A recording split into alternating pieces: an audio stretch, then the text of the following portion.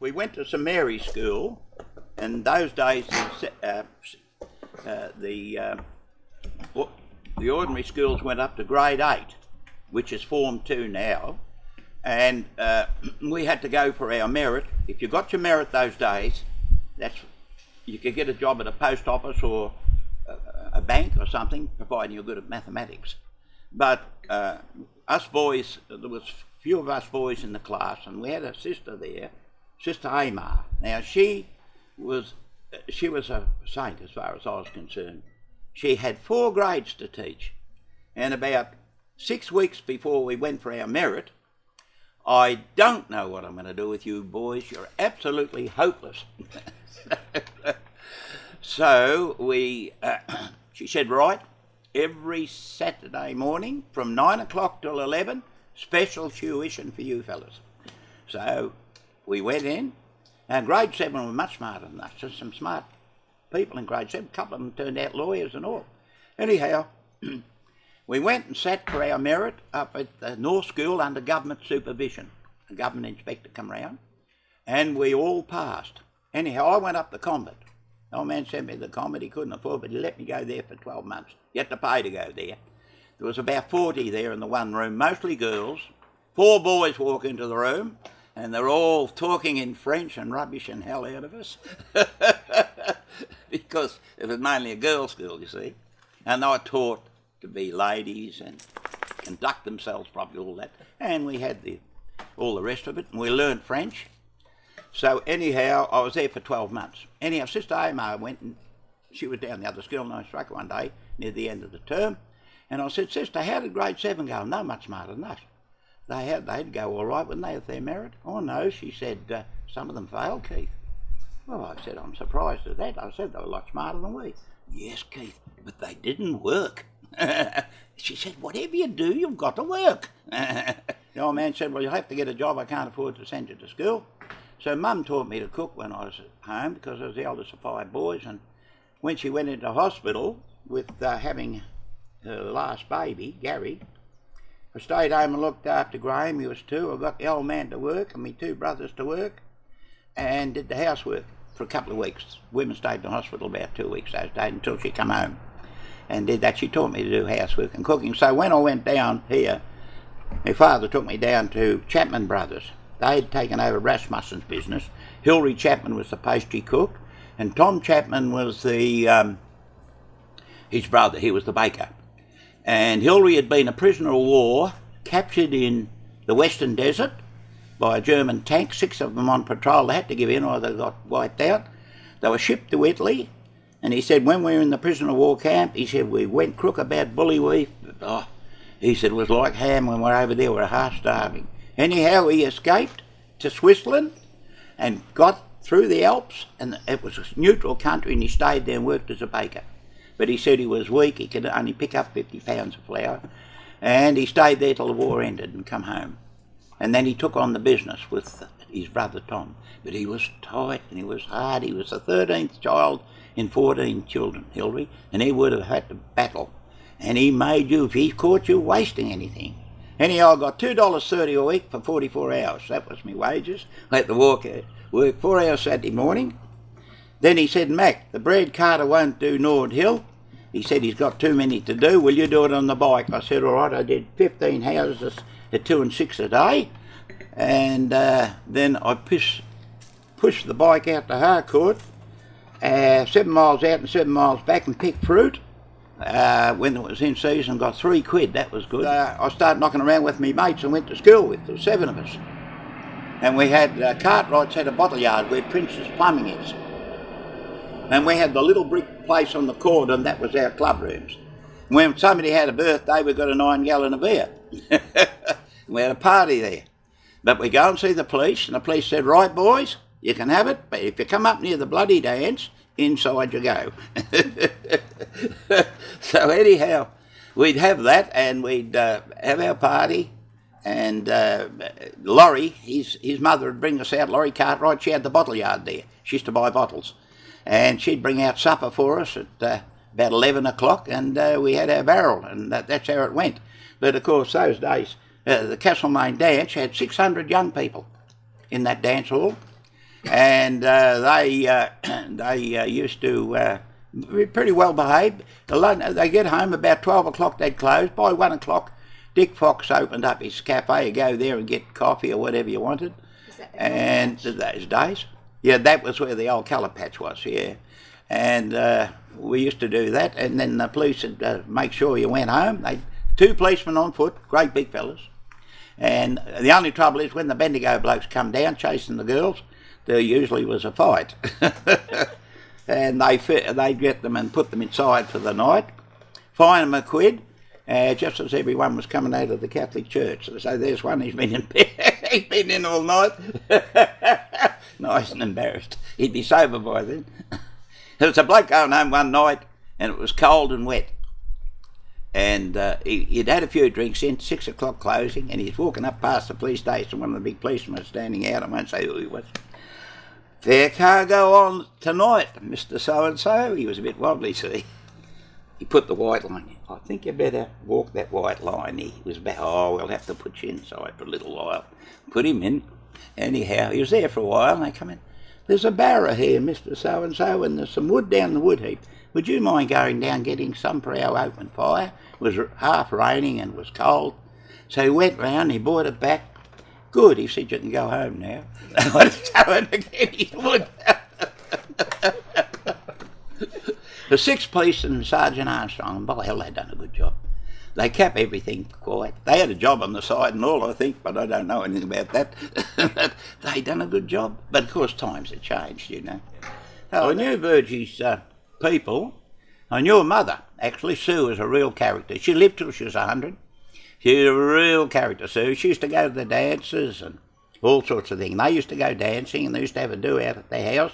They live in a little house between Guildford and Warren, a little old weatherboard place. She had it lovely inside. And our Virgie's a nursing sister. She trained here. She did double certificate sister. She did midwifery. And she was working at Heidelberg looking after soldiers when I met her. Anyhow, I was over the Castlemaine show this day, and she was up, a friend come up with her from New Zealand, Elaine Robbins. She was over there nursing too. So anyhow, she wanted she wanted to go up in the Ferris wheel, and her friend wouldn't go up. She didn't like heights. She wouldn't go up on it. So I came along. Oh, geez, that was an expensive ride. So ever I had one. Anyhow, I went up with her and took her for a ride, and then I finished up.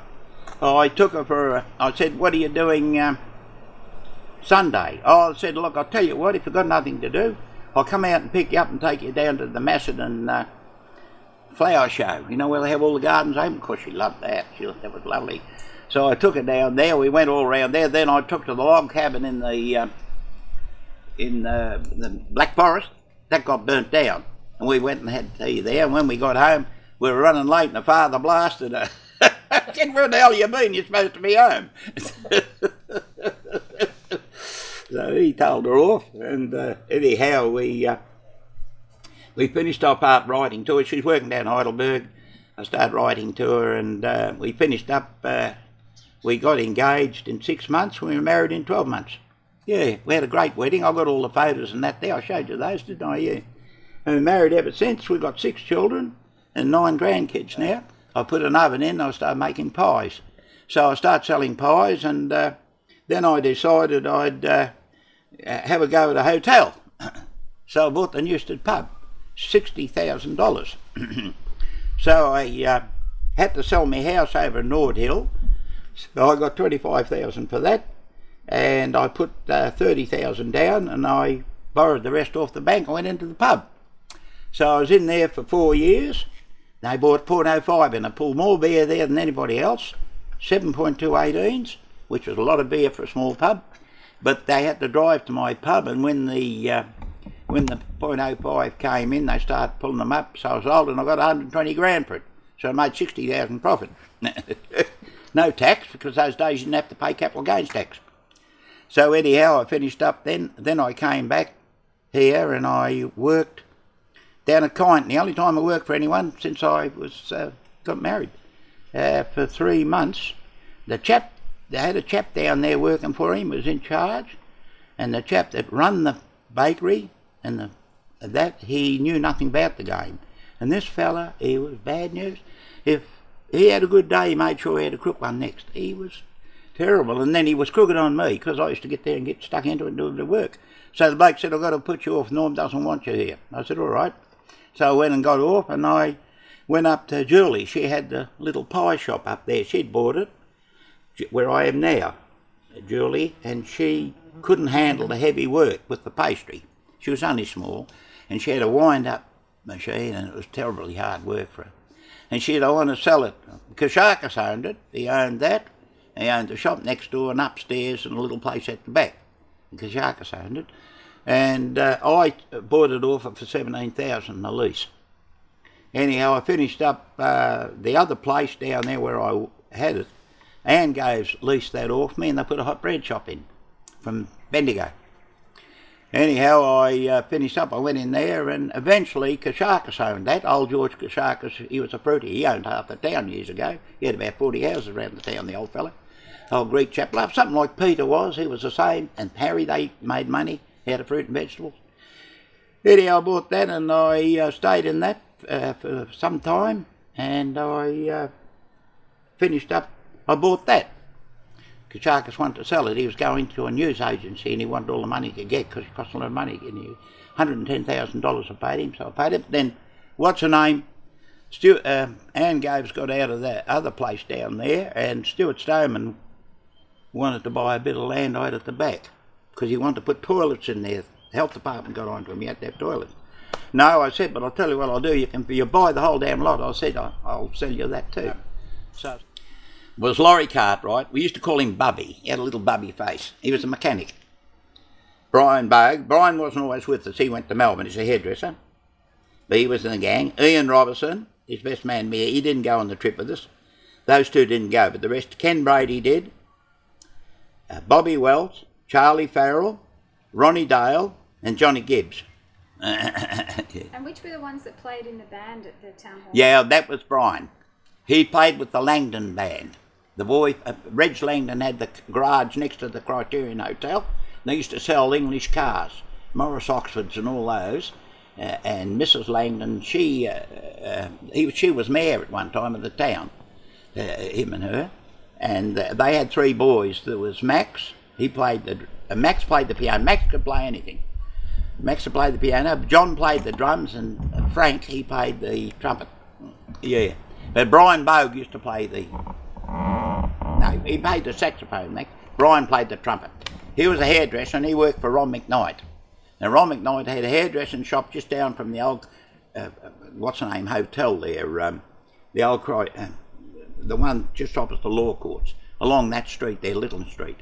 He had a hairdresser, and old Ron used to be a barber, and Brian was him, and Brian used to play the trumpet. He's a blonde bloke, a good-looking bloke, Brian. He had plenty of girlfriends, I'll tell you. He died young, though, with a crook heart, Brian. Yeah, he married Grace. Her brother was a jet pilot in the commercial airlines. She's still living, Grace. We have a reunion every year, us boys, and there's only myself, Ian Robertson, he was best man at me ready, and Ken Brady, he's in Queensland. We were the only three left. Alf and the dog. Yeah, well, Alf was, that's all right, I can talk about that.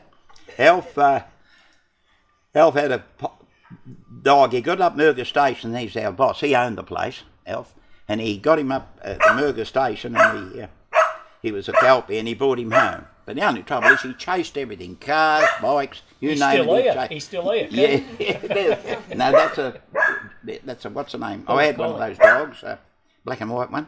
Peter, I called him. Anyhow, Murga, he called him Murga after Murga Station. Anyhow, Alf would have him a frosty morning. We had the fire there for the Scotch ovens. You lit them up with 2-foot billets of wood. The flame went across and up and out the chimney. And then when it was finished, you raked up all the coals, pushed the flue in, then you got what they call a scuffle. Kerosene bucket of water, a sugar bag and a pole, a bush pole, and go around on the bricks and it'd clean up all the soot. Then you'd run the bread in on it, then the small goods. Yeah, on it. The bread especially, because that was baked on the bricks. And that's how they cleaned it. Yeah. But anyhow, this morning, the dog come in and Alfred got a bag and put him down in front of the thing about 6 o'clock. Murga's got to go to bye-bye, he'd say to the dog. Anyhow, 9 o'clock one morning, walked the bloody health inspector. Dog's not supposed to be on the premises.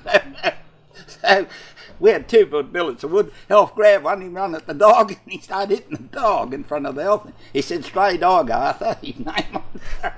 The bloody dog looked at him. His master went out the door with his tail between his legs. Old Arthur saying, "You can't have animals on the premises, Alf." Then Alf started talking to him about cricket, because all the Harrises played cricket, see. Take his mind off the job. Oh, yes, well, Albie used to do the gardening. I don't think he liked water much. I don't think, probably only washed about once every 6 months. But anyhow, he'd come into the bakery and he'd get a pasty off the tray as it come out of the oven and eat it. The smoke would be coming out of his bloody nose. Anyhow, he didn't like Jeff Hookie. Jeff Hookie was out of the police force then, but he had a piggery down at Campbell's Creek. And he used to pick up the scraps for his pigs, because you're not allowed to do that now. It's all been stopped. Anyhow, Albie, for some reason, didn't like Jeff Hookie, and he was in there one day eating his birthday. Hookie walked in to pick up the rubbish, and Albie looked blasted Hookie, and he run at him throwing punches. So Jeff, as an ex-policeman, so he just bent down, picked up a handful of soot and went like that in his eyes. Then he picked up the bloody the big tin of rubbish and dropped it on his toe. God, it was neat. Bloody police. Oh, Albie's hobbling around. Anyhow, it finished up, it come to a head because he was up the street. He used to sell a few houses for Jack Stewart, Jeff, when he retired, past his piggery and so forth. He was there trying to sell a house one day, and Albie rushed at him, throwing punches in the street. And he come back and went crook at me. He said, "You've been working him up against me," he said. He said, "I'm going to fix you." So anyhow, I got married, see. Anyhow, they were there all looking, and my friend was reading out the telegram, and he got this one, he looked at me. All I said, "Read it out." "You bugger, you beat me to Virginia. Signed, Albie Rice." Oh. They said, "Who's Albie Rice?" So I said, "He's the bugger picks up all the rubbish around the town." He only washed once every 6 months. Oh, here's the glass shooter, Mrs. Rasmussen. She was a Beck. See, Beck's had the Imperial Hotel in Castlemaine. Then they went to Bendigo and Reg Beck took it on. And she, Mabel Beck, married Alf Rasmussen. And old Alec used to come down. We called him, he used to get old shotguns and do them up. And he'd say they were good killers. And he'd go out the bush and test them on galahs, which he shouldn't have been doing, because those days he never took much notice of it. But he'd shoot. But then he'd get paper at the back of the bakery, and he'd get it off Hilary. Well, Hilary was tight, and he'd give him a sheet of white paper, and he'd go bang with the gun and see what sort of a pattern it had. And anyhow, Hilary would rush out. He'd charge him a penny for the paper, and then rush out and reuse it again. Anyhow, Alec was out the bush one day shooting a glass, and you're getting through the fence. The gun went off and riddled Alf's bloody van with pellets. So they never took him out anymore. Too bloody dangerous. Jesus. We called him the Glass Shooter's March. Anyhow, Alf bought this Ford Custom Line car, and he put Alec in and gave him a ride. "What do you think of it, Alec?" He said, "You make a few bob and you want to spend it." Oh, God. He bought up. He started off, they told me, old Alec, out at Guildford as a blacksmith, shoeing horses. He worked hard in his day. The Glass Shooter's March, we called him. He was about 84 or something, 85. A tall, thin chap with that. "Come as you are, that's how I want you. Come as you are, feel quite at home. Close to my heart, loved and forgiven. Come as you are, why stand alone? No need to fear, love sets no limits. No need to fear, love never ends. Don't run away, shamed and disheartened. Rest in my love, trust me again. I came to call sinners, not just the virtuous. I came to bring peace, not to condemn. Each time you fail to live by my promise, why do you think I'd love you the less? Come as you are, that's how I love you. Come as you are, trust me again. Nothing can change the love that I bear you. All will be well, just come as you are. It's lovely, isn't it? Beautiful little songs. And they're beautiful love songs, eh? Well, I've got to go home and have some dinner. The bride will be waiting for me. Better not keep her waiting. But I always say if I'm late, if you love me, you'll wait.